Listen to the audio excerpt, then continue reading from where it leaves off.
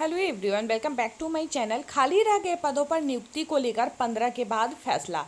रिक्त रह गए पदों पर दोबारा काउंसलिंग संभव नहीं क्योंकि उम्मीदवार नहीं है।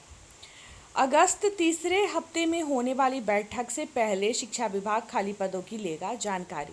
छठे चरण के लिए खाली रह गए पदों पर नियुक्ति के संदर्भ में 15 अगस्त के बाद निर्णय लिया जाएगा।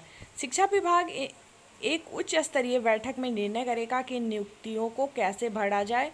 यह बैठक 16 से 23 अगस्त के बीच कभी भी हो सकती है। 13 अगस्त तक काउंसलिंग खत्म होने के बाद यह आंकड़ा सामने आ जाएगा कि कितने पदों पर योग्य उम्मीदवार नहीं मिल सके। वर्तमान में देखा जाए तो 97,000 से अधिक पदों में कम से कम 30 से 40% पद रिक्त रह गए हैं।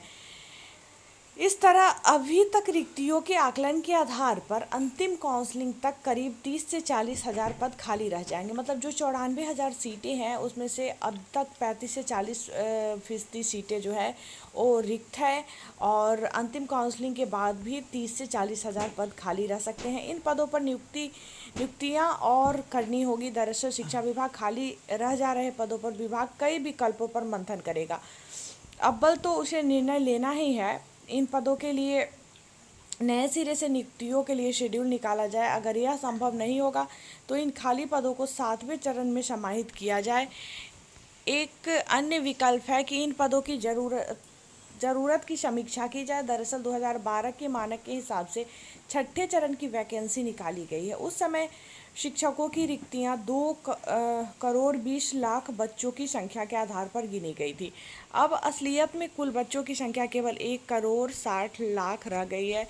फिलहाल 15 अगस्त के बाद ही इस मामले पर विभाग रुख साफ करेगा। 425 विभिन्न नियोजन इकाइयों में जारी होगा शेड्यूल। प्रदेश में अब 425 नियोजन इकाइयों में विभिन्न वजहों से काउंसलिंग स्थगित या निरस्त की गई है। इन नियोजन इकाइयों में करीब 5,000 से अधिक रिक्तियां बताई जा रही है।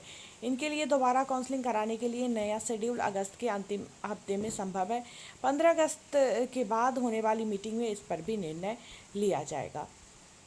तो 15 अगस्त के बाद एक उच्च स्तरीय बैठक होगी जिसमें निर्णय लिया जाएगा कि जितना भी पद खाली रह गया है उसका मतलब क्या होना चाहिए। तो अभी तो फ़िलहाल जो अभ्यर्थी हों नहीं मिल रहे हैं, तो हो सकता है फिर से इसको या तो 7वें चरण की बहाली में जोड़ा जाए या फिर से मतलब बहुत सारे विकल्प है। अब देखना ये है कि शिक्षा विभाग क्या निर्णय लेती है। तो फिलहाल इस वीडियो में इतना ही। मैं मिलती हूँ फिर आप लोगों से नेक्स्ट वीडियो में। तब तक के लिए बाय बाय।